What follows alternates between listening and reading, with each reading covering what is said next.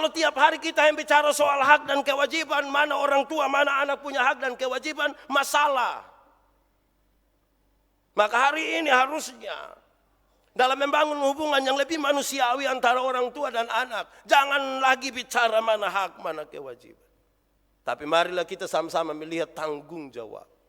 Ada tanggung jawab anak, ada tanggung jawab orang tua. Lakukanlah. Dan kita melihat kemuliaan Tuhan. Ini banyak sekali, jadi saya langsung pindah. Kedua, seringkali kita membangun hubungan yang tidak bagus karena orang mulai dengan mengejek. Mengejek. Hitam. Tam-tam. Begitu ya. Kesian dia itu. Yang anak-anak dong juga sekarang karena hubungan dengan orang tua cukup enak. Dong tidak tahu hargai. Dong juga kadang-kadang ejek dong pun bapak mama. Ih, bapak, kandok tuh. Tidak tahu apa dia maksud kandok.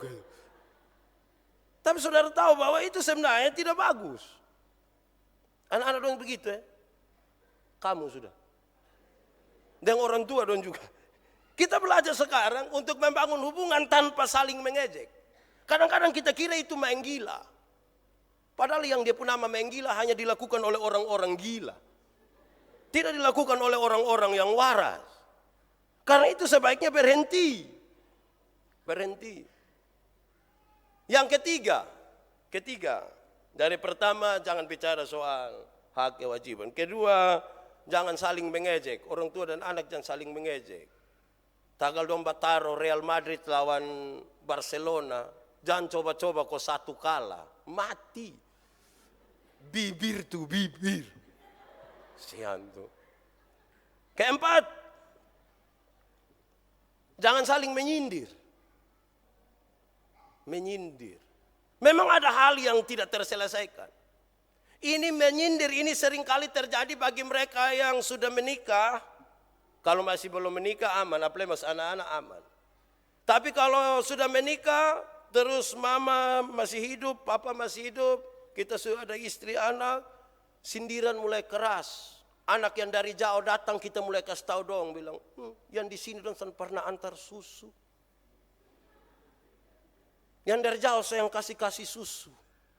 Terus yang di sini mulai marah. Dia bilang begini, lu panggil lu anak yang dari jauh ke urus lu. Panggil. Pak, ini sakit pak. Sakit apa? Kau pukul sendiri ya sakit. Makanya jangan begitu. Ada kok di sini yang biasa menyindir begitu. Kita sementara membangun sebuah hubungan yang tidak bagus. Firman Tuhan tadi tidak mengisyaratkan hal-hal itu. Kalau kita mulai menyadari bahwa ini semua kita bangun di atas tanggung jawab. Berikut, kelima. Ini ada 30, betul. Benar-benar ini. Nanti sebentar tolong di copy dan baik, kau pulang tulis dan lakukan. Kelima, jangan memberi julukan-julukan yang buruk. Jangan suka panggil julukan buruk. Kesian. Di sini kurang terasa saya ketemu dengan banyak orang. Panggil dong anak tagal keriting sedikit dan bilang keriting. Iting kita kira itu baik betul ya. Kadang-kadang karena maaf kita orang Tionghoa ini kan mata agak sipit. Waktu lihat dia foto bilang papa kenapa? Mata di mana? Begitu ya. Aneh juga memang kita. Tapi sebaiknya jangan mulai dengan begitu. Jangan suka memberi julukan-julukan yang buruk. Sebab apa yang diucapkan oleh mulutmu seringkali itu menjadi doa. Suatu saat mata hilang betul. Baru kita menyesal deh itu Jangan cepat-cepat bilang. Itu hari saya bilang, kalau ada kita keluar dari gereja, ada motor lewat hampir tabrak kita silih sedikit, lewat 20 meter dia jatuh. Bruk, kita bilang, mampus. Kita bilang mampus. Pas lari lihat ternyata kita pun bapak yang jatuh. Ya, jangan cepat-cepat mengucapkan sesuatu, apalagi menjuluki sesuatu yang baik. Kita sementara membangun hubungan yang buruk. Anak-anak kita butuh dibangun dalam hubungan yang lebih baik. Yang berikut saudara-saudara. Sebaiknya jangan menegur dengan keras. Menegur dengan keras yang saya maksud begini. Kau jangan ganggu saya. Begitu. Sebaiknya jangan dengan itu. Waktu ada kerja setengah mati. Ada gambar bangunan. Bukan saja bangunan. Bumi dan bangunan. Terus anak datang tolak bapak di siku. Pasti marah ya. Tapi sebaiknya itu jangan dilakukan. Begitupun kepada anak-anak. Anak-anak jangan ketika ada sementara asik. Terus bapak bilang, Nando, makan. Kau jangan ganggu saya dulu. Wah, itu anak memang kurang ajar itu. Siapa pun anak yang mulai begitu tuh. Saya tidak suruh biar pulang jangan kasih makan Tapi atur dia baik-baik. Jangan, tidak boleh mas parak. Lebih baik ini pakai kata mas parak. Siapa dia yang sini yang tukang mas parak? Mas parak ialah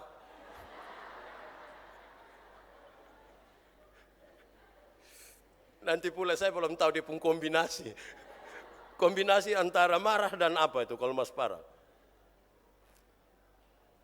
Aceh Liani bilang mas parak ialah kombinasi antara marah dan makan hati. Dia keluar jadi mas parak. Oke, lanjut. Saudara-saudara, dalam membangun hubungan itu juga sekaligus kita diminta supaya jangan memberikan pernyataan yang negatif.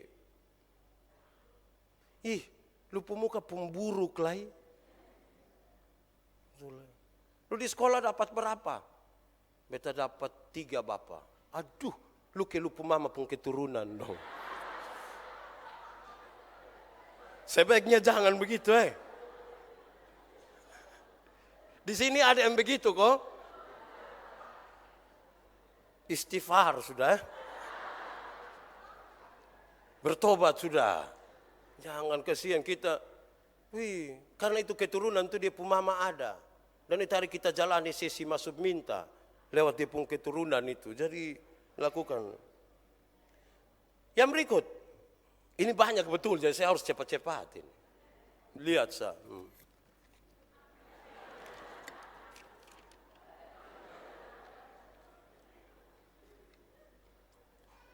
Jangan memberikan pujian sembarang. Dalam membangun hubungan yang baik ini sebaiknya jangan dibangun supaya pujian itu tidak murah. Dia harus diberikan tepat pada waktunya. Jangan sedikit-sedikit puji, sedikit-sedikit puji. Makanya banyak anak makan puji. Adik-adik, coba adik goyang inul dulu. Adik bisa goyang 25.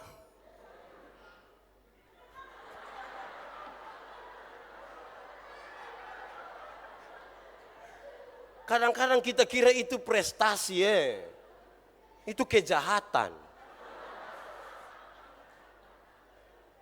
Atur yang baik bagi anak-anak. Bisa goyang dumang. Itu bahasa kita tidak mengerti.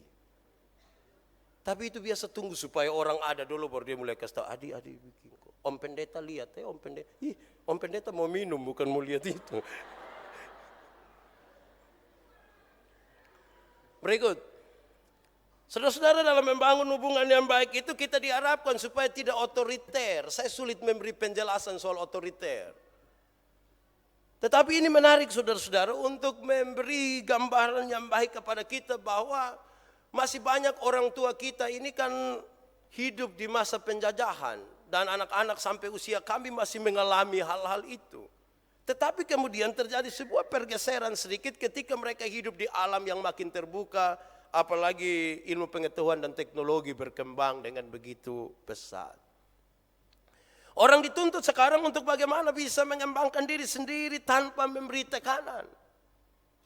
Otoriter itu kira-kira begini, pergi sekolah minggu. Anak-anak tidak boleh tanya, kenapa pergi sekolah minggu? Banyak orang tua tidak mampu memberi jawab. Pergi ke sekolah minggu, kenapa pergi? Lu saya suruh pergi, tidak pergi. Tidak memberi jawab. Tapi hanya memaksa. Karena apa? Karena kita bilang, karena ini baik. Benar, bukan tidak baik. Tapi sebaiknya pendekatan kita tidak otoriter. Kenapa? Kita membentuk sebuah bangsa. Anak-anak kita adalah bangsa di masa depan. Yang sekarang mereka dibentuk oleh kita. Pola yang salah ini kemudian akan membangun masyarakat yang bermasalah. Tapi sekaligus saya ingin ajak kita untuk melihat bahwa dalam hubungan ini kita diminta supaya baik anak-anak, baik orang tua, berbicaralah pada waktu yang tepat. Sambil minum teh begitu, pakai teh botol sosro, atau teh tubruk, atau teh apa begitu. Bicaralah. Benar bahwa orang tua bertanggung jawab bayar uang sekolah, benar. Tapi waktu bapak dan mama masih urus bisnis, di situ jangan datang kau tarik-tarik bab tua pun telinga biar bayar, sudah bayar. Itu bab tua bangun lu mati. Waktu itu tepat. Benar bahwa ada kesalahan yang dilakukan oleh anak-anak, tapi bicaralah pada waktu yang tepat. Bicaralah pada waktu yang tepat. Waktu yang tidak tepat bisa membuat masalah tambah besar. Kadang-kadang maksud kita baik. Tapi karena waktu kita tidak tepat, seringkali apa yang kita maksudkan baik justru menjadi masalah baru. Benar bahwa kamu dua suka, benar. Tapi untuk kasih yakin itu orang tua cari waktu yang tepat. Dengan kalimat yang tepat. Dan bilang, mama kalau beta song kawin dia beta mati, sudah mati. Mati apa? Mati mampus. Dan begitu. Cari waktu yang tepat. Orang tua juga begitu. Waktu dan tempat yang tepat. Bicaralah. Membangun hubungan yang baik. Tapi pesan kemudian diberikan kepada kita, saudara-saudara. Jangan biarkan anak-anak dan jangan biarkan orang tua itu mereka ada di dalam waktu yang cukup lama tanpa perhatian. Jangan. Jangan biarkan anak-anakmu dan jangan biarkan orang tuamu di waktu yang sangat lama. Mereka tanpa perhatian. Bisa bermasalah. Kadang-kadang oleh karena kesibukan kita membiarkan anak-anak kita membiarkan orang tua kita, mereka tanpa perhatian. Kita mengirim sejumlah sembako bagi mereka. Kadang-kadang itu tidak mencukupi sebenarnya. Tidak mencukupi bukan soal berapa banyaknya. Tapi mereka butuh perhatian. Apalagi kalau makin tua itu kan makin kayak anak kicik. Mereka butuh diperhatikan. Dan rupa-rupanya uang bulanan dan segala sesuatu yang kita kasih tidak mencukupi. Mereka butuh pagi-pagi bilang, "Shalom mama, shalom. Sikat gigi." Mau sikat apa? Kok gigi tidak ada? Tapi minimal ya bicara. Mereka butuh sesuatu yang lebih. Begitupun anak-anak. Mereka butuh untuk ada dalam perhatian yang serius. Kenapa? Karena mereka akan cari perhatian sendiri dan itu menyulitkan kita di suatu waktu. Anak-anak hanya belajar dari contoh orang tuanya. Karena itu apa yang kita tabur sekarang itulah yang akan dituai. Itu hari saya bilang. Kadang-kadang kita titip kita orang tua don di situ panti jompo, baik juga mereka diperhatikan segala baik. Tapi dunia ini hanya sebuah perputaran. Dulu kita pakai celana kaki komprang, kembali ke pres, terus tak buka ulang lagi. Hidup hanya berputar di sekitar itu. Kita titip dong ini hari, besok anak-anak dong titip kita. Kita hanya saling titip satu dengan yang lain. Bahaya itu. Mereka hanya melihat dari apa yang kita lakukan. Bangunlah hidup ini dalam hubungan satu dengan yang lain, dalam pemahaman bahwa tidak boleh satu orang pun kebal hukum. Artinya begini, kadang-kadang kita begitu mengasihi kita punya anak-anak, saya rasa itu memang. Kadang-kadang kita bisa terlalu mengasihi kita punya orang tua, sampai-sampai mereka tidak pernah salah sama sekali. Mereka sudah tidak pernah salah. Dan kalau ternyata mereka benar-benar sudah tidak pernah salah, biasa masalah yang akan datang kemudian. Kenapa? Karena mereka tidak pernah dikasih tahu bahwa mereka salah. Baik orang tua, baik anak-anak.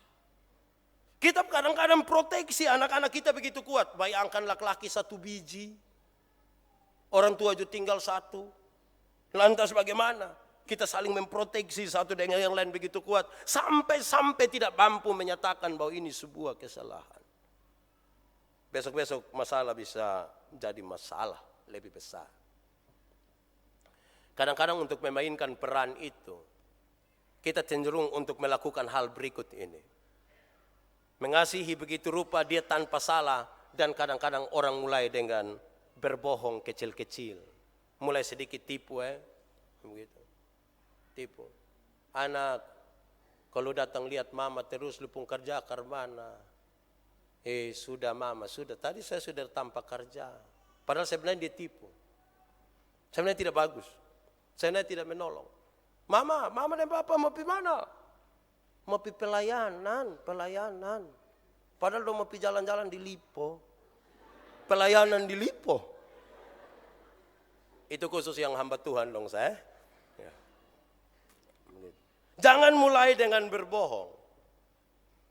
Berusahalah berkata jujur. Supaya jangan pernah ada dusta di antara kita. Iya Berkata jujur. Jujur itu baik. Kadang-kadang jujur tidak bisa kebohongan itu kelihatan. Lu angkat lu pemuka. Lihat saya pemata. Ada katara kok tidak. Tapi baku pandang baik-baik lihat. Dan temukan bahwa sebaiknya jangan mulai dengan kebohongan. Tapi saudara-saudara, sekaligus juga kita diminta saudara-saudara untuk perjalanan hidup ini bersama-sama dalam hubungan orang tua dan anak dan sebaliknya. Jangan suka mengancam. Orang tua ancam anak-anak, anak-anak ancam orang tua. Jangan kenal saya lah, jangan kenal. Kuas kita suka kenal mau hapus ke mana. Tidak usah perhatikan saya, biar mati anjing saya membawa. Sabu arong dong ikat anjing semua. Anjing mana yang mau bawa? Jangan suka dengan mengancam. Baik anak-anak, baik orang tua. Harusnya dalam hubungan ini, hubungan tanpa ancaman. Siapa yang hidup di bawah ancaman, tidak akan membangun hidup ini dengan baik. Penjajahan itu kan sebuah ancaman sesungguhnya. Dan karena itu, kalau kita sebut diri kita benar-benar merdeka, harusnya kita tidak membangun hidup ini dalam ancaman. Orang tua terhadap anak, anak-anak terhadap orang tua. Orang tua dan juga banyak kali mengancam. Lu berani kawin dia, lu berani kawin, jangan kenal lu pemama barana lagi, jangan. Saya mau kawin siapa lagi, kalau bukan dia. Bicaralah, bicara lebih baik. Sebab kadang-kadang kita semua punya maksud baik, tapi tidak mampu mengkomunikasikan itu dengan baik. Jangan mulai dengan mengancam. Tapi bicaralah tetap tepat sasaran juga. Jangan mengambang, bicaralah yang terang. Ada apa-apa nak bilang. Ini mama dong juga kadang-kadang. Mama sakit kok? Tidak. Nah makan sudah. Bapak ada salah apa? Tahu? Omong. Kami ini tidak ada karunia untuk tahu mama puisi hati. Bicaralah. Minum teh sambil bicara. Kasih tahu papa, kenapa? Papa baik ya. Bicara. Itu lebih penting. Bicara tepat sasaran dan bicaralah dalam terang. Terang yang dimaksud bicara jujur. Sebab menyimpan sesuatu kadang-kadang bisa membinasakan hubungan kita. Tapi saudara-saudara, yang menarik adalah kadang-kadang kita membentuk sebuah pola dan budaya baru. Melihat anak-anak menangis, apalagi tempat yang katanya kurang tepat. Orang tua sering marah. Jangan menangis, jangan menangis. Ini anak ditekan supaya jangan menangis. Kelihatan baik. Tapi isinya sebenarnya tidak baik. Kenapa? Menangis itu penting. Menangis itu ekspresi dari bagaimana orang meluapkan emosinya. Biarkan dia menangis. Menekan dia untuk tidak menangis itu sebuah masalah baru. Biarkan dia menangis. Pak, kalau memang menangis itu baik, Pak. pulang saya bikin ibu menangis dulu. Supaya ibu bisa keluar dia pun. Bukan maksud begitu. Tapi anak-anak biarkan mereka menangis. Kalau ada sesuatu yang bermasalah, biarkan orang tua menangis. Biarkan dulu 1-2 saat dia menangis. Jangan bilang sembiang, jangan menangis. Hanya orang bodoh saya yang menangis.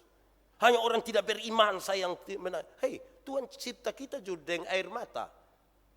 Orang kalau tidak pernah menangis itu cek ulang. Dia waras atau kurang waras. Menangislah, tidak apa-apa. Kok Alkitab saya bilang ada waktu untuk tertawa, ada waktu untuk menangis. Jangan menangis saja, tidak apa-apa. Tahan-tahan juga tidak apa-apa, tapi tahan tuh kekik. Menangis saja, kasih keluar, tidak apa-apa. Sebab apa? Jangan berusaha untuk menipu diri sendiri. Biarkan mereka menangis. Budaya kita ini kan budaya laki-laki. Dalam budaya laki-laki, patriarki ini menarik. Kalau lihat anak perempuan, anak laki-laki menangis, kita bilang, lu ke perempuan saja. Seolah-olah yang boleh menangis hanya perempuan. Kalau lihat anak perempuan jalan malam terus, kita bilang, lu ke laki-laki saja. Seolah-olah yang boleh jalan malam hanya laki-laki. Kita membentuk sebuah pola dan budaya baru. Saudara-saudara, selanjutnya kepada kita diisyaratkan saudara-saudara supaya jangan membanding-bandingkan anak. Lu lihat lu pun kakak tuh. Berani coba-coba lawan mama Tuhan dia mati. Padahal memang Tuhan supange kau seumur 70. Nah lawan siapa? Memang. Lu lihat lu po adik tuh begitu baik sekali. Kan dia terlalu baik, dia di rumah sah. Dia tidak piman mana. Jangan mulai dengan banding-banding. Lihat orang lain pu anak sah. Jadi lu mau pindah pi orang lain. Jangan mulai dengan membanding-bandingkan. Kita punya. Bergumul dengan apa yang ada pada kita. Tidak pada orang lain. Tapi saudara-saudara, kadang-kadang kita tukang bikin takuan anak dong juga. Mama supaya tetap kelihatan baik di anak-anak, anak-anak bikin salah, dia bilang, lu tunggu bapak pulang lu tunggu bapak pulang. Akhirnya bapak jadi setan buat anak-anak. Kasihan kami bapak-bapak Muka su begini lagi, kas takuan anak lagi. Lu tunggu bapak pulang. Akhirnya bapak sebenarnya tidak tahu apa-apa, bapak dilibatkan dalam persoalan mama dengan anak. Saudara-saudara, harusnya itu tidak terjadi. Harusnya kita pakai kalimat yang lebih menolong kita. Kenapa? Memang anak-anak kadang-kadang sulit diatasi. Tapi orang tua juga butuh sedikit pengertian. Angkat nasi, mau kasih makan dia lari pi sini, lari. Sudah setengah jam kita keringatan, dia belum, terus kita bilang, ini anak dong. Dong bisa mengerti kita sedikit dulu. Kita pusing. Minta anak 1 tahun mengerti orang yang 63 tahun. Kita mengerti dorang atau dorang mengerti kita? Kita sama-sama saling mengerti lah. Anak, lu tahu mama capek kok tidak? Tidak tahu? Mama nih lari sampai capek, berat badan sebegini. Gitu tolong. Ya. Saudara-saudara, harusnya dalam membangun hidup yang baik antara anak dan orang tua, kita diminta untuk tidak terlalu mendesak. Betul bahwa hal-hal mendesak kita. Tapi jangan bergerak sedikit bilang, kok sejam ini kok cepat sedikit. Pi gereja suka luar, pi orang semua makan habis. Lama-lama dia sama, lu pi sendiri sudah. Hubungan jadi buruk karena terlalu mendesak. Makanya mau bikin apa-apa bakal tahu memang dari malam. Ingat, kita akan gereja jam 9, jadi ingat 2:30 mandi sudah. Jadi sebentar tidak baku tunggu. Mama ingat, mama tuh yang biasa paling lama ya. Mama mandi habis tidak mau lap handuk, tidak mau lap badan, biar kering saja di sini. Suka kaluk juga. Kasih tahu, kalau makan waktu lama atur supaya kita jangan babak lain. Kadang-kadang itu lama tuh yang jadi setan. Dia bakal tahu memang tapi jangan korek kau bilang itu. Jangan begitu